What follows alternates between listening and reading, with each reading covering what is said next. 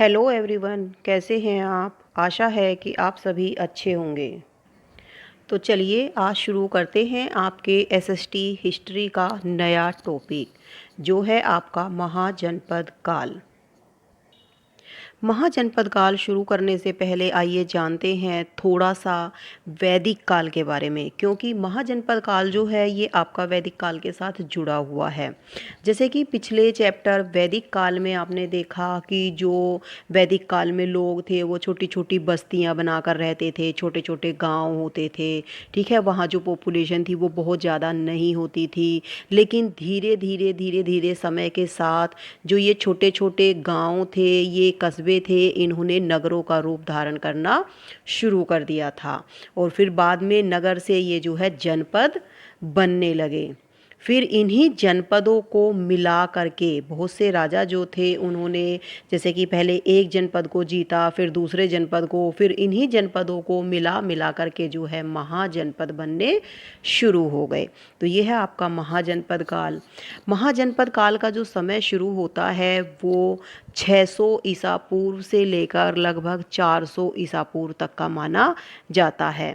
जैसे कि आपने वैदिक काल को देखा था, वो 1500 ईसा पूर्व से शुरू हुआ था और 600 ईसा पूर्व तक चला था। तो जो उसके बाद का काल आता है 600 ईसा पूर्व से लेकर के 400 ईसा पूर्व तक का काल, ये कहलाता है आपका जनपद काल। तो इसमें सबसे पहले जानेंगे कि जनपद क्या होता है। छठी शताब्दी ईसा पूर्व भारत में छोटे छोटे कस्बे थे, छोटे छोटे गांव थे। बाद में ये जो गांव थे, कस्बे थे, इन्होंने नगरों का रूप धारण कर लिया और फिर इन्हीं नगरों को जनपद कहा जाने लगा। तो ये था आपका जनपद की डेफिनेशन। इसके बाद आता है आपका महाजनपद काल की महाजनपद क्या है। जब ये बहुत सारे छोटे छोटे जो जनपद थे, इनको किसी पड़ोसी राजा ने जो है जीत करके अपने राज्य में मिला लिया और अपने राज्य का विस्तार कर लिया, तो फिर ये मिले हुए जो जनपद थे ये क्या कहलाए, बड़ा एक साम्राज्य जैसे बन गए। ये कहलाए आपके महाजनपद। अब महाजनपदों का उदय तो हो गया, ये हमने पता कर लिया कि छठी शताब्दी ईसा पूर्व जो है इन जनपदों का उदय हुआ।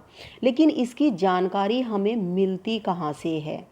इससे पहले हमने उपनिषद काल पढ़ा था और उपनिषद काल में हमने बौद्ध ग्रंथों और जैन ग्रंथों को पढ़ा था। तो इन्हीं जो ये जैन ग्रंथ लिखे गए, जैन ग्रंथों में जो है भगवती सूत्र है, बौद्ध ग्रंथों में अगुत्तर निकाय है, इन्हीं ग्रंथों में हमें इन 16 जनपदों की जानकारी मिलती है। यानी कि जो 16 महाजनपद बने, बहुत सारे जनपदों को मिला मिला करके जो राजा थे उन्होंने 16 महाजनपदों का निर्माण कर लिया था। तो ये जो है 16 महाजनपद बन गए थे। अब जो ये महाजनपद थे, इनमें दो प्रकार के राज्य होते थे। एक तो ऐसे थे जो कि जिनमें कि किसी राजा का जो है शासन होता था, लेकिन कुछ ऐसे राज्य भी थे जहाँ पर जो कि गणतंत्र राज्य थे, यहाँ पर केवल जनता का ही शासन चलता था। तो इस समय में दो प्रकार के राज्य हुए, राजतंत्र राज्य और गणतंत्र राज्य। गणतंत्र राज्यों में वैशाली का जो लिच्छवी गणराज्य था वो विश्व का प्रथम गणतंत्र राज्य माना जाता है। तो चलिए अब जानते हैं 16 महाजनपदों के बारे में। सबसे पहला जो है ये हमारा है वत्स। वत्स की जो राजधानी थी वो कौशाम्बी थी, जो कि अब इलाहाबाद व बांदा जगह आती है। जो इसका शासक था वो उदायन था। कालांतर में, यानी बहुत समय पहले, अवंती ने जो है वत्स पर अधिकार कर लिया था। अवंती एक शासक था जिसने कि वत्स पर अधिकार कर लिया था और अंतिम रूप में शिशुनाग द्वारा इसे मगध में विलय कर लिया गया था। बाद में जो आगे आप पढ़ेंगे, जो शिशुनाग वंश हुआ उसने इस राज्य को मगध में मिला लिया था। इसके बाद आपका दूसरा आता है अश्मक राज्य, अश्मक महाजनपद। इसकी राजधानी थी प्रतिष्ठान यानी पोटली। इसका जो संस्थापक था वो इक्ष्वाकु वंश का राजा मुलक था। यह एकमात्र जनपद था जो कि दक्षिण भारत में था और अवंती ने अश्मक को भी जीत करके मगध में मिला लिया था। अगला महाजनपद है काशी। इसकी राजधानी बनारस थी। यह बानर राजा के नाम पर जो है इसका नाम पड़ा था। और इस राज्य के जो संस्थापक थे वो थे द्रिवोदास। इसका जो शासक था ब्रह्मदत्त, और बाद में इसका शासक बन गया अजातशत्रु। दशरथ जातक के अनुसार राम जो थे वो काशी के राजा थे। और सभी महाजनपदों में जो सबसे शक्तिशाली जनपद के रूप में माना जाता है वो काशी ही था। यानी काशी को सभी जनपदों में सबसे ज़्यादा शक्तिशाली महाजनपद माना गया है। इसके बाद चौथा है चेदी। चेदी की राजधानी थी शक्तिमती, और इसको शोधमती भी कह सकते हैं। इसका जो शासक था वो शिशुपाल था। आपने महाभारत काल में इसका नाम सुना भी होगा, शिशुपाल। फिर आता है आपका पांचवा मल्ल। मल्ल की जो राजधानी थी वो थी कुशीनगर। जो छठा है कंबोज महाजनपद, इसकी राजधानी थी हाटक राजपुर। जो सातवां महाजनपद है गांधार, इसकी राजधानी थी तक्षशिला। आठवां है मत्स्य, इसकी राजधानी थी विराटनगर, और जहाँ पर पांडवों ने 13 वर्षों का वनवास जो है झेला था। नौवा है सूरसेन, इसकी राजधानी थी मथुरा, और यहाँ का जो शासक था वो अवंती पुत्र था, वह भगवान कृष्ण थे। 10वां महाजनपद है कुरु। इसकी राजधानी इंद्रप्रस्थ थी, और इसके जो शासक थे वो कौरव थे। फिर है 11वां पांचाल। इसकी राजधानी अहिछत्र व काम्पल्य थी, और इसका जो शासक था वो चुलामी ब्रह्मदत्त था। 12वां महाजनपद है अंग। इसकी राजधानी चंपा, व यहाँ का जो शासक था वो भी ब्रह्मदत्त था। 13वां है राज्य मगध। इसकी राजधानी उस समय ग्रीव्रज या राजगृह थी, और यहाँ का जो शासक था वो बृहद्रथ था। 14वां जो है ये कौशल महाजनपद था, और इसकी राजधानी अयोध्या थी, और इसका जो शासक था वो था प्रसेनजित। 15वां जो आपका महाजनपद है ये था वज्जी। इसकी राजधानी वैशाली थी, और इसमें 8 गणराज्य थे। 16वां लास्ट जो महाजनपद है ये है आपका अवंती। इसकी राजधानी उज्जैनी या माहिष्मती, और इसका जो शासक था उसका नाम था प्रद्योत। आपको जो मुख्यतः याद करने हैं, जो 16 महाजनपद हुए हैं उनमें सबसे पहले ये जानना है कि जो है इनमें सबसे शक्तिशाली जो महाजनपद था वो कौन सा था। वो था आपका काशी। और फिर मुख्यतः आपको 16 महाजनपदों की राजधानी और इनके शासकों के नाम याद करने हैं। ठीक है। धीरे धीरे जो ये सारे महाजनपद थे, ये सारे महाजनपद मिलकर के एक महान साम्राज्य बन गया था जिसका नाम हो गया था मगध। ठीक है। मगध जो था ये एक साम्राज्य बन कर के उभरा था। अब जो हमारा इससे आगे का इसी में ये चैप्टर है कि 16 महाजनपदों को मिलकर के कौन सा साम्राज्य बना था, तो वो था आपका मगध साम्राज्य। ठीक है। अब हम मगध साम्राज्य के उत्कर्ष के बारे में जानेंगे कि इसका उदय जो है वो किस प्रकार हुआ था। जो मगध साम्राज्य था ये 16 महाजनपदों को मिलाकर के धीरे धीरे जो है सभी जो महाजनपद थे उनको मगध के सम्राट ने जीत लिया था और अपने राज्य में मिला लिया था। मगध की राजधानी थी गिरिव्रज राजगृह, और इसका जो शासक था सबसे पहला वो था बृहद्रथ। मगध के प्रारंभिक इतिहास को लेकर के बहुत ही जो है विवाद किए गए हैं। यानी पूरा जो इसका इतिहास है वो विवादग्रस्त रहा है कि पहले इसका नाम क्या था या फिर जो है सबसे पहला इसका राजा कौन था। लेकिन फिर भी जितनी भी जानकारी मिलती है उसके अनुसार जो है जो मगध का प्रारंभिक नाम माना जाता है वो किकात माना जाता है, कि पहले जो इसका आदि नाम था वो किकात था। और पुराणों के अनुसार मगध के बारे में जो जानकारी मिलती है उसके अनुसार मगध का जो प्रथम संस्थापक था उसका नाम भी बृहद्रथ था और मगध का जो अंतिम शासक रहा था उसका नाम भी बृहद्रथ था। बृहद्रथ जरासंध का पिता था। आपने जरासंध का नाम महाभारत काल में सुना होगा। बृहद्रथ वंश का जो अंतिम शासक था वो रिपुंजय था। इसके बाद धीरे धीरे जो है इस पर हर्यक वंश का शासन जो है वो हो गया, यानी मगध पर बृहद्रथ वंश के बाद हर्यक वंश ने शासन किया। हर्यक वंश ने जो है 545 ईस्वी से लेकर के 492 ईस्वी तक मगध पर शासन किया। ये हर्यक वंश का जो संस्थापक था उसका नाम था बिंबिसार। बिंबिसार का जो साम्राज्य था ये लगभग 80 गांवों तक फैला हुआ था। बिंबिसार के बाद इसका पुत्र अजातशत्रु गद्दी पर बैठा और इसने अपने पिता की हत्या करके गद्दी को हासिल किया था।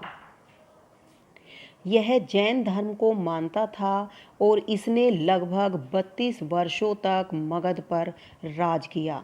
इसके बाद अजातशत्रु के बाद इसका पुत्र उदयन जो है गद्दी पर बैठा और यह जो है 16 वर्षों तक इसने मगध पर शासन किया। उसके बाद इस पर जो है एक अलग वंश ने जो है शासन किया। इसका वंश जो है यही ख़त्म हो जाता है, यानी कि हर्यक वंश जो था इसका सबसे पहला जो सम्राट था या संस्थापक था वो था बिंबिसार और इसका जो अंतिम शासक रहा था वो था उदयन। इसके बाद इस पर एक अलग वंश का शासन हुआ जिसका नाम था शिशुनाग वंश। शिशुनाग वंश का जो संस्थापक था वो शिशुनाग था। शिशुनाग के बाद उसका पुत्र कालाशोक जो है मगध की गद्दी पर बैठा और इसको काकवर्ण भी कहा जाता था। इसने जो राजधानी थी वो राजगृह से पाटलिपुत्र स्थानांतरित कर ली थी, यानी शिशुनाग वंश में जो राजधानी थी जो पहले राजगृह थी वो फिर जो है पाटलिपुत्र हो गई थी। शिशुनाग वंश का जो अंतिम शासक था वो था नंदीवर्धन। ठीक है, इसका जो शिशुनाग वंश का पहला जो संस्थापक रहा था वो था शिशुनाग। उसके बाद कालाशोक और कालाशोक के बाद जो है उसका पुत्र नंदीवर्धन। तो इसका लास्ट शासक हुआ नंदीवर्धन। शिशुनाग वंश के बाद इस पर जो है तीसरे एक वंश ने जो है शासन किया जो कहलाया नंद वंश। नंद वंश जो है इसका संस्थापक महापद्मा नंद था और इसने मगध पर अधिकार करके नंद वंश की स्थापना की थी। और नंद वंश का जो अंतिम राजा रहा था वो था घनानंद और घनानंद नंद वंश का अंतिम शासक था। इसके बाद यह वंश जो है मौर्य वंश में परिवर्तित हो गया था क्योंकि चंद्रगुप्त मौर्य ने घनानंद की हत्या करके स्वयं मगध की गद्दी पर शासन किया था। तो फर्स्ट सेमेस्टर के हिस्ट्री में आपको केवल मगध साम्राज्य के यहीं तक जो है अध्ययन करना है। इसके बाद मगध पर जो एक नया वंश जो है स्थापित हुआ था जिसका नाम था मौर्य वंश, ये आपका शुरू हो जाएगा सेकंड सेमेस्टर में, यानी इससे आगे की हिस्ट्री आप सेकंड सेमेस्टर में पढ़ेंगे। नंद वंश के बाद मगध पर मौर्य वंश का शासन चला और मौर्य वंश के काल में आपने सुना भी हो गया, नंद वंश के काल में ही आपने देखा था कि जो सिकंदर महान था उसने हमारे देश पर आक्रमण किया था। क्योंकि इसी समय की ये घटना है, हिस्ट्री में जो है सिकंदर का नाम यहाँ पर याद किया जाता है, इसलिए ये हिस्ट्री भी आपके इसी सेमेस्टर के अंत में जो है आती है। सिकंदर का आक्रमण, यानी सिकंदर ने भारत पर कब आक्रमण किया था, सिकंदर कौन था, इसका सेनापति कौन था, या फिर जो सिकंदर के आक्रमण जो है भारत पे हुए थे उसके बाद भारत की जो संस्कृति थी वो किसी प्रकार से जो है परिवर्तित हो गई थी। ये भी सारी चीज़ें आपको इसी में जाननी है। तो चलिए जानते हैं इसमें सिकंदर का आक्रमण। सिकंदर यानी अलेक्जेंडर, यह मैसिडोनिया से आया यानी मकदूनिया से आया था। सर्वप्रथम इसने झेलम नदी पर पोरुस से युद्ध किया था और इस युद्ध को यह जीत गया था। लेकिन यह जो पोरुस था उसकी वीरता से बहुत अधिक प्रभावित हुआ और इसकी वीरता से प्रभावित होकर इसने इसका जो सारा राज्य था वो उसको वापस लौटा दिया था। फिर यहाँ से आगे बढ़ते हुए जब यह नदमज की ओर कूच कर रहा था तो उस समय इसकी सेना को व्यास नदी को पार करना था, लेकिन व्यास नदी के प्रवाह को देख करके इसकी सेना डर गई और उसने नदी को पार करने से इनकार कर दिया। इसी कारण सिकंदर को वहीं से वापस लौटना पड़ा। तो सिकंदर जो भारत में आया था, यानी भारत में आकर के जो इसने पोरुस से युद्ध किया था, ये समय काल था सिकंदर के भारत में आगमन का 326 ईसा पूर्व। 326 ईसा पूर्व ये भारत में आया था और वापस लौटते समय इसकी मृत्यु हो गई थी। जब यह मकदूनिया अपने देश वापस लौट रहा था 323 ईसा पूर्व बेबीलोनिया में इसकी मृत्यु हो गई थी। तो ये था आपका सिकंदर का काल।